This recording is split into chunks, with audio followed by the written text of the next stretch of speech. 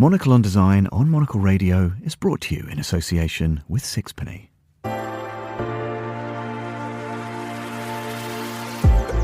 When the world feels overwhelming, find a little comfort amid the chaos. Take a breath and think of Sixpenny. Sixpenny's reimagining luxury at home, producing extraordinarily comfortable, endlessly customizable, and entirely handmade furniture. Sixpenny believes that no matter the shape, size, or state of your home, it should be the most comfortable, personal, enriching space in your world. Your furniture designed to enrich your life, ensuring every day is time well spent. Visit sixpenny.com/monocle for a browse through Sixpenny's impeccably designed pieces and order yourself a set of free swatches. That's sixpenny.com/monocle.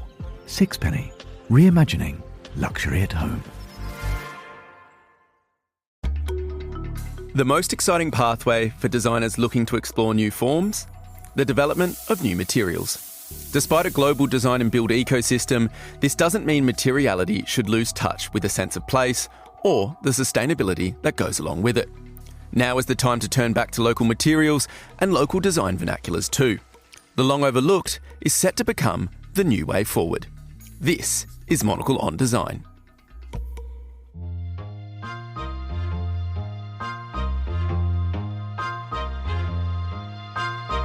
There's also a big shift in the design industry and community within the UAE where they want to use materials that are made locally as well. When we began modernizing, we kind of left that and we didn't allow ourselves to develop what we used to have. This is Monocle on Design, a show where we discuss everything from architecture and craft to furniture and graphic design. I'm Nic Monisse. On today's program, we're talking films, looking at new materials, and contemplating vernacular architecture. All that coming up on Monocle on Design.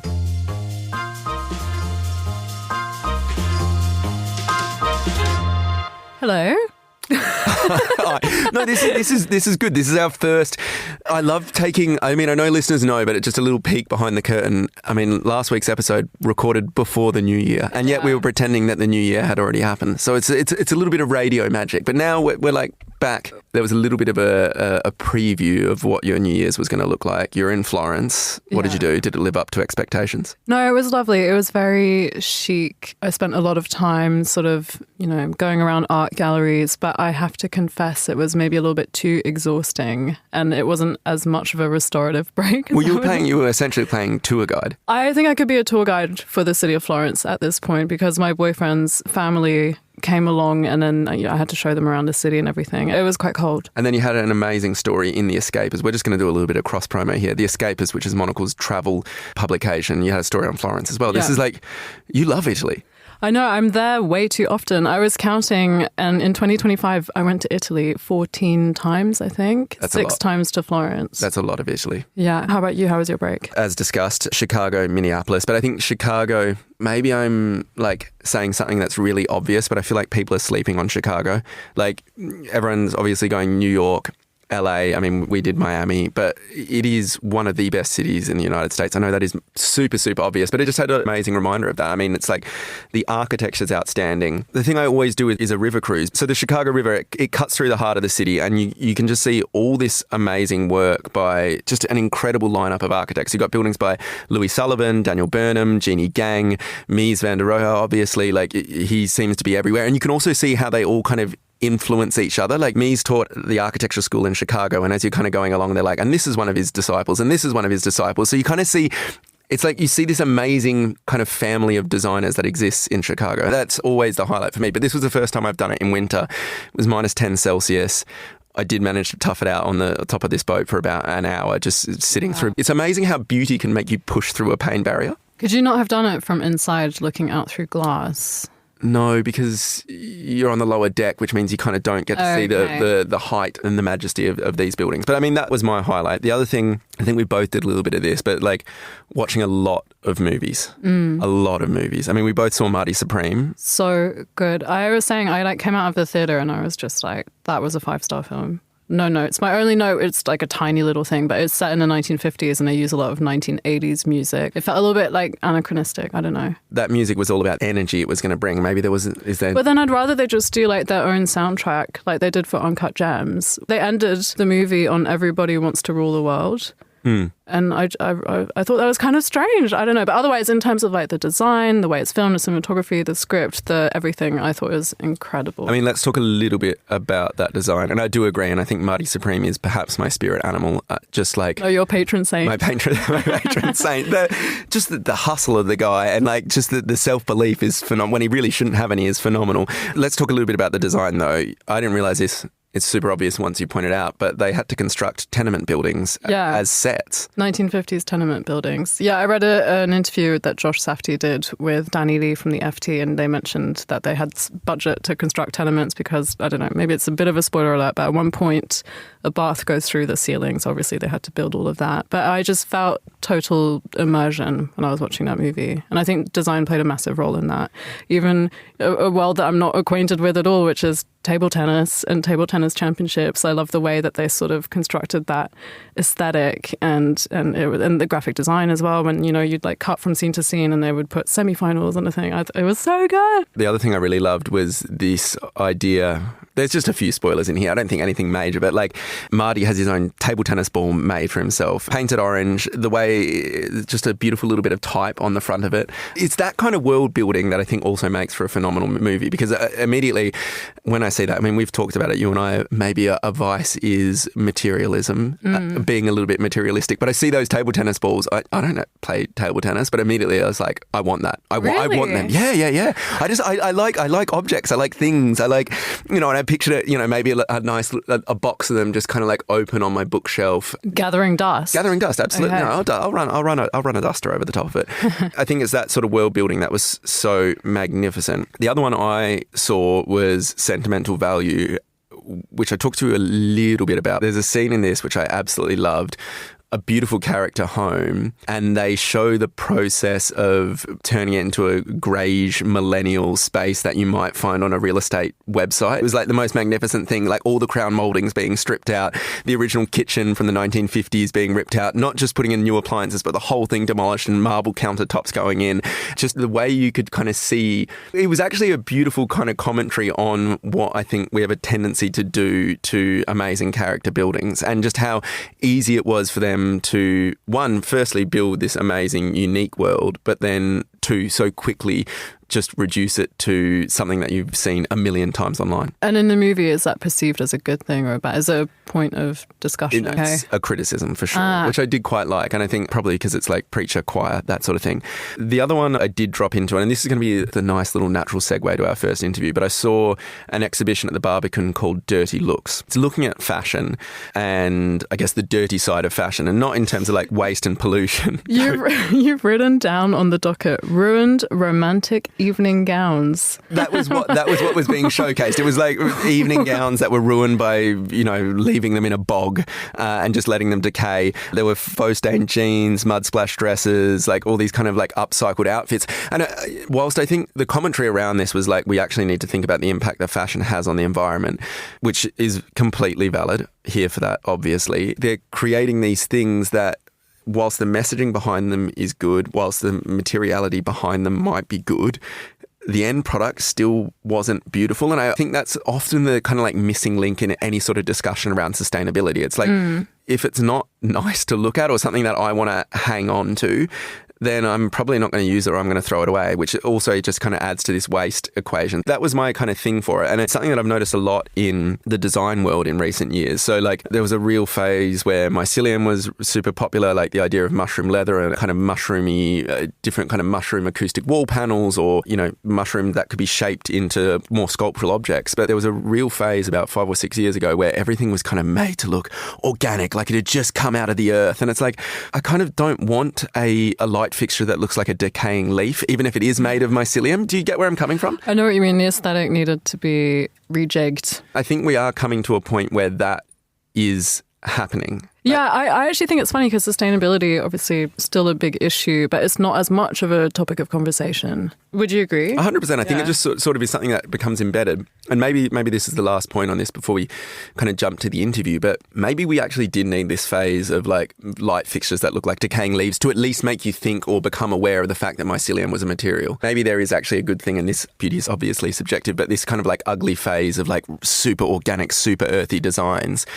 Maybe we did need to have that phase to actually get somebody to start thinking about mycelium in a way that is chic and beautiful and looks like something that you might want to have in a beautifully put together home. Do you see where I'm coming from? Yeah, I think it needed mass appeal. That's what it's got right now. And that's kind of what the team behind ARDH are doing with concrete. They're a Dubai-based outfit. I talked to them at Dubai Design Week where they built this kind of like semicircular pavilion space. The reason I actually talked to them was because the space itself was beautiful. And maybe this is exactly what I'm talking about. You know, they had kind of breeze block style bricks with natural light flooding in, but enough shade for it to be like a kind of cool little mini microclimate in the middle of Dubai Design District. But what they do is that they transform waste and natural resources into building materials. So their whole idea is that they want to redefine production of building materials in the UAE because so much of it until now has been imported. But these guys, they're actually using desert sand to create dune blocks and dunecrete. So essentially a concrete material made from sand in UAE's deserts, which I just think was wonderful. So it's grounding, I guess, a materiality in a place, and it's super sustainable, but it doesn't look sustainable, if that means, and I mean that in a good way. It doesn't look like it's trying to be something that it's not. Anyway, I'm being far less articulate than they were. Let's hear from two of the co-founders of ARDH Collective, Alyina, Ahmed and Max Tettamanzi now.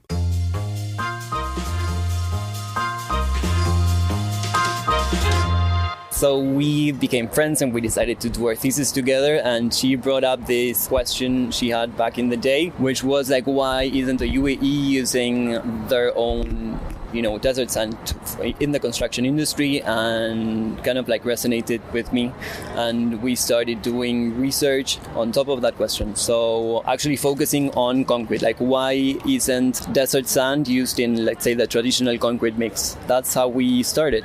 Off the back of the thesis, a company is born? It wasn't as simple as that. So we did a lot of research, a lot of R&D, and simultaneously our third co-founder, Alhan, who is also my brother, he was doing research on our other material called date foam, which is the world's first date seed-based solid surface material. So he was doing his research, we were doing our research, and then we realized we're both creating materials for the design industry, within the MENA region.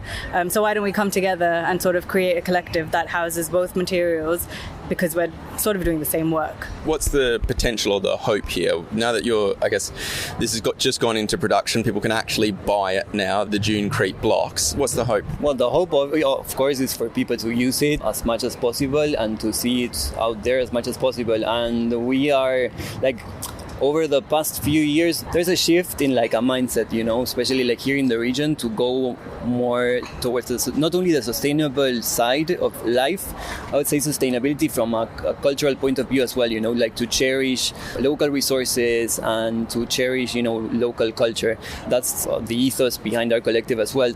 I think there's also a big shift in the design industry and community within the UAE where they want to use materials that are made locally as well. So we have the Made in the UAE tag. So you have to do a little bit of paperwork to get that, but we've got that as well, which just goes to show that, everything is made here. We're not sort of importing random things and using them and then claiming to be made in the UAE. Everything is made within Dubai in our factory, and all of our resources are sourced within 200 kilometers of our factory as well. So kind of just reinforcing that. Do you also anticipate, if we're talking more broadly, but like a shift in, I guess, the vernacular or the way that people are looking to build in the UAE? Yes, 100%. Like if you go around, for instance, T3, Dubai Design Week, you get to see some Irish and some other traditional materials that were used the vernacular architecture. So definitely I'm super excited about that. I think people are steering away from steel and glass and unsustainable concrete. So I think we've come into the picture at the right time. What's the benefit, I guess, of the shift to that? I mean, I'm looking at your pavilion here. A kind of theme I've noticed across Dubai Design Week is there's a lot of like embracing the outdoors and breeze block sort of structures, courtyard structures. Are you expecting to see this also more broadly? I think so. I think people are starting to cherish the outdoors, like you're saying, a lot more. But due to the materials that are being used in construction nowadays, it's just too hot. Like, all of the materials retain heat, or there's loads of glare and they just add to the ambient temperature outside. Whereas if you look at our beautiful blocks, there's a really nice breeze coming through, there's beautiful shadows casted, throughout the days. So it just sort of brings a really nice change into your environment rather than looking at boring materials that are just not great. Do you think as well, I guess culturally, like knowing that this is, concrete made with sand from the UAE, does that also change the way people feel about the buildings, even if they can't obviously see it? Yes, I definitely think so. Also, just to add up on what Alyina was saying, there's something regarding, the geometry, right? Like of these breeze blocks, which resembles quite a lot to patterns and geometries that are very present like in local culture. So that's also something we wanted to bring back, and it's another, let's say, aspect that adds up another layer to, cherishing the local culture and making use of local materials. Finally, I'm sort of asking lots of people I kind of talk to as I walk through Dubai Design District and Dubai Design Week. This is really about the industry coming together, this event. What's your hope for the industry going forward? Is there a singular priority or a couple of priorities that you think architects and designers in the construction industry should be focusing on? The UAE is doing a great job at pushing local creatives out into the region and out into their existing market. So I think if they continue that would be absolutely amazing, rather than having, all of these massive companies from outside that aren't necessarily rooted in culture, rooted in the Emirati heritage and history. However, all of us are, all of the local creatives are. So I think if they continue to push that, and the made in the Emirates, and, a lot of the materials and up and coming designers and architects that we know, everyone's focusing on sustainability. So I think that's also going to continue to be a big thing over the next few years. I would say there's something really nice happening here at Dubai Design Week, where you can see small startups and entrepreneurs, So if I think about the UAE, it's about, massive corporations and big people bringing in big chunks of everything. Whereas here at D3, the scale is different. So that also talks about some sense of encouraging these small startups who are trying to do something in a different way.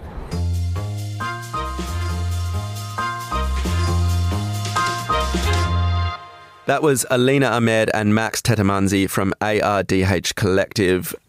I want to ask you, you've spent some time in the UAE. You're hearing about the work that ARDH Collective are doing, which is about, I guess, grounding things in the UAE itself. I mean, how does that resonate with you as somebody that goes there as an outsider coming into Dubai and the Emirates?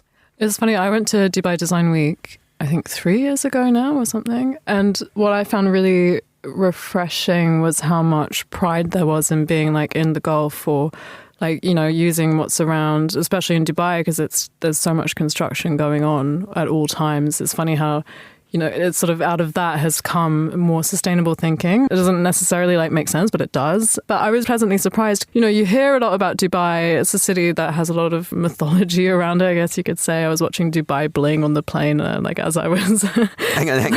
going. I've never actually watched this. What is Dubai Bling? Dubai Bling is a reality TV show. It's on Netflix. It follows a bunch of Dubai locals. Inevitably, there's always an Australian guy in there as well. And they are... And I remember feeling this when I was in Dubai, but they're just so polished and pristine. And I felt like everyone there is glossy, sparkly. And when I arrived, I felt like I was rendered in matte paint or something. I just absorbed light and people around me reflected it. If that makes any sense. I follow that. This is what's fascinating, and maybe this is why this is actually good. We are seeing a shift. It's ARDH, very earthy, but they're Dubai-based. Yeah. And then I was going to say, I went to Dubai Design Week expecting everyone to be super bling, and there was a little bit of that, thank God. But yeah, you want that, absolutely. But if it's still a normal city when people live, and it's a great place to be in terms of opportunities and everything. You hear stories about Dubai, and they import sand, and they get the most expensive marble from Italy and fly it in, and gold from wherever, and it's all a sort of flex in terms of importing, and that's been going on since forever. I mean, all the royal palaces in Europe have a Chinese room, as a sign of trade and globalization and all of that. But I think we're seeing a sort of reaction to it now, which is interesting, and there's a lot more pride in the Gulf about their own vernacular and what they can learn from what's sort of more regional.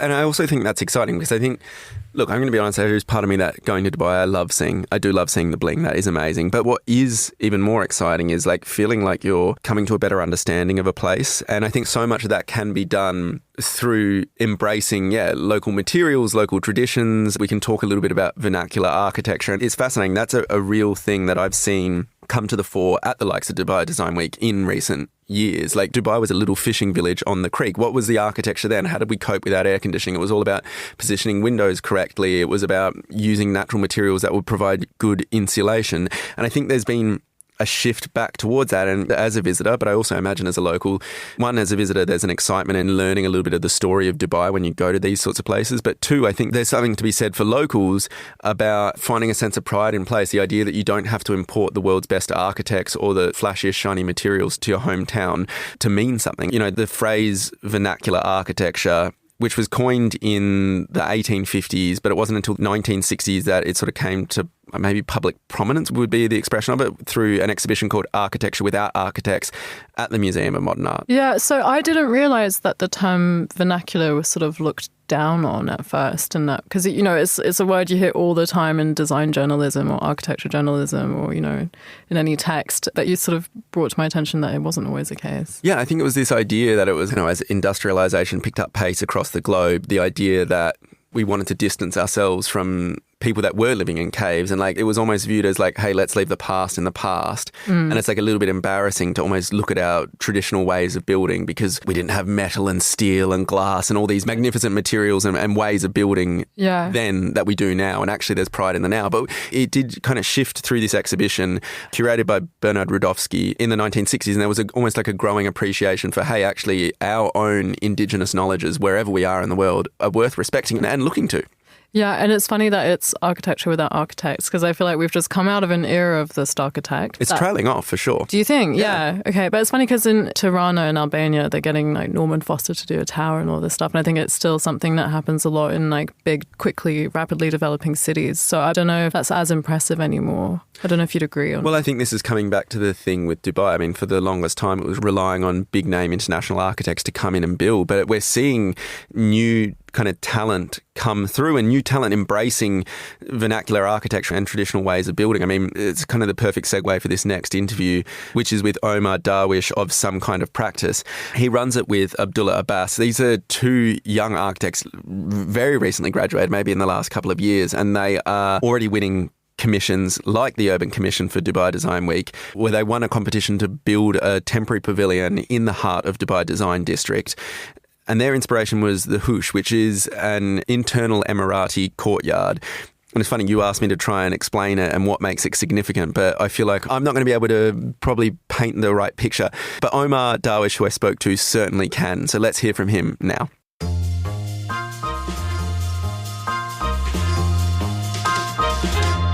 So the interesting about what we've done, I think, is when you see the brief on courtyards, it's a very broad brief. So rather than just building a courtyard as is, you could imagine like a building with a void in the middle of it and calling that a courtyard. We wanted to think, okay, how in one installation can we capture what makes a courtyard a courtyard?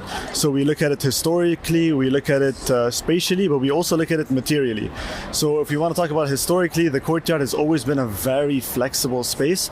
So currently right now we do have some type of furniture layout, but normally or majority of the time the space is completely empty. And throughout the week we've been transforming it in different ways depending on the people that we're collaborating with. So yesterday there was a table because we had an Emirati artist named Mozel Matroshi who gave the dining culinary experience. So it was an edible library. So she also, similar to how we practice, goes around the UAE and finds different tastes. So we wanted to collaborate with artists that kind of have the same ideology that we have. So for example, this sound piece over here is done by another Emirati artist named Safiya Al-Belushi, who also picks up different sounds from around the UAE, from farms, from landscapes, from people. So that you hear stories, but you also hear farm noises, but we also hear sounds of nature. We also had a lecture yesterday by one of our professors from AUS where he talked about courtyards in the UAE. So throughout the week, yes, you will see the space transforming. So this is the lecture layout. This is inspired by the historical use of courtyards within the UAE. Exactly. The courtyard being this extremely flexible space, depending on the family's needs and wants, depending on the season, usually depending on the temperature as well. In the winter, how was it used versus in the summer? summer. But if we want to talk a bit about the spatial arrangement, for example, from outside, it's a bit ambiguous. You're looking at the structure and you're like, okay, what's going on? It's like a tent-like structure. What's happening on the inside? And when you walk around, the only glimpse of the inside that you get are these two openings, these thresholds, where you only look through the building. The courtyard is always protected. It becomes a privilege to enter into the transitional threshold, then into the courtyard. So traditionally, this space, this transitional space, was called the liwan. It's essentially the separation between the building and the courtyard. To give our listeners context, I'm going to have a go at explaining it. So there's two thresholds, kind of doorways, a corridor or an arcade, and then off that corridor and arcade, a courtyard. So tell us a little bit about, is it the liwan historically? So the liwan, for example, let's say in the summer, the liwan is a shaded exterior space. So you are protected from the sun, but you are still in the outdoors. Obviously, it gets really, really hot here in the UAE. What we kind of tried to do is, again, you look through the building. The courtyard is always protected. It becomes a privilege to come into the courtyard and marvel at its spectacle, you could say. Materially, what we've done is, again, through our field work, we've gone out to the UAE, found all these different materials, essentially developed like a kit of parts, like a material palette, and we thought, okay, these are the materials that we want to use.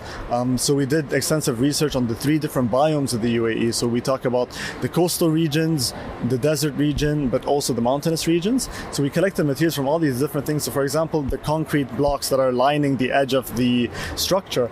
In the past, they used to stack stones, especially in the mountainous regions. They used to stack stone blocks to create their boundary wall. But what we tried to do is, instead of just stacking stone blocks, we also wanted to talk about how in the 60s, when concrete was first imported from Japan to the UAE, it completely changed the way we build here in the UAE and we construct.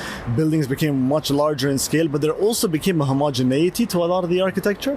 Additionally, the abandonment of a lot of these materials. So what we tried to do is incorporate a blend between some of the newer materials like the concrete blocks and even the corrugated sheet on top of us, with materials like wood and ARDH, which are still used today, but not in the way they were before. I want to come back to the hoosh. So it's being formed here by the concrete blocks, as you talked. There's a kind of roof-like structure with corrugated steel, but then still an opening. So tell us a little bit about the hoosh historically and what it is. So one, of course, very important characteristic of the courtyard is its open-to-sky relationship.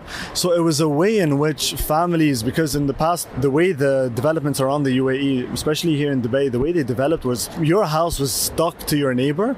So there was this connection to your neighbor, but instead of like, so for example, there weren't many windows pointed outwards to maintain that privacy. So what the courtyard allowed you for is that a lot of the views were pointed inwards. So it was a way to bring light in within your own kind of enclosure. It's also a way for families to enjoy an outdoor space, or their garden, you could call it, but in the privacy of their own home without any intrusion. But what we also wanted to do with our roof here is we wanted to kind of experience the courtyard sectionally. So when you walk into the space, you being underneath this open to sky space is very different from you sitting down on the edges, for example. Corrugated metal was something that was always used also as a roofing structure, but rather than just having a flat roof, we also wanted to kind of use corrugated sheet in our roof, but maintain this open to sky relationship that is so important to courtyards. I mean, I want to get a little bit bigger picture here. I guess, you know, it sounds like you've done some amazing work researching the vernacular architecture of the UAE. You've talked a little bit about, you know, other materials being imported from elsewhere and how that's changed it. I think a lot of people, when they think of Dubai, they maybe think of big glassy metal structures closed off to the outside world, air conditioning. How do you see your research playing into your practice going forward? Given that you're a young architect, a young designer, what would you like to incorporate or build in or bring back? Or are you happy to make glass towers? No, so yes and no. Yeah, we don't want to say no to any commissions yet. Of course, because the glass towers are part of this globalization that is happening, especially here in Dubai and other Emirates around the UAE. But what is happening is it's only that. So there is an abandonment of a lot of ways in which we could tie culture and stories to our architecture to make something more meaningful. While I do think there is a place for that kind of architecture, of course, what we kind of want to strive for. So again, we've only so far done like temporary structures, but what we kind of want to think of is, okay, how can we take these principles, these spatial qualities, these cultural aspects, for example, about privacy, about the idea of, like, for example, something as simple as the idea of the majlis.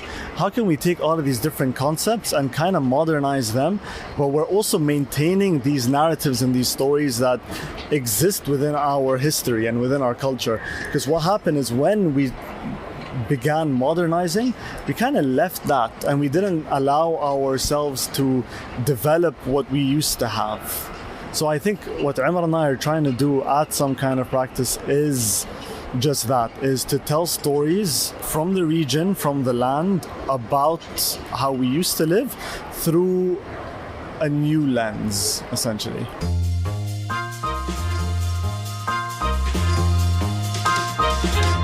That was Omar Darwish from Some Kind of Practice speaking to me at Dubai Design Week, which took place at the end of last year. That's kind of all we got for today's show, but I want to throw one more thing back at you.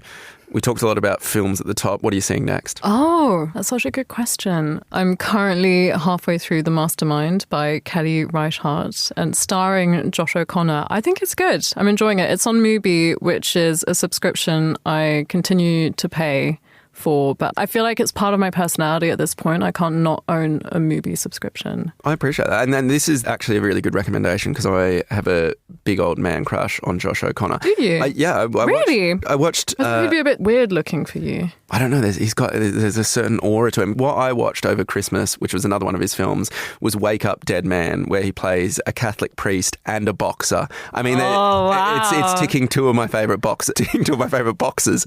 I would suggest checking that out just to see Josh O'Connor in that. But that is all we have time for on today's show. For more design stories, pick up a copy of Monocle magazine. Today's episode was produced and edited by Hassan Anderson and Elliot Greenfield. I'm Nic Monisse. I'm Grace Charlton. Thanks for listening.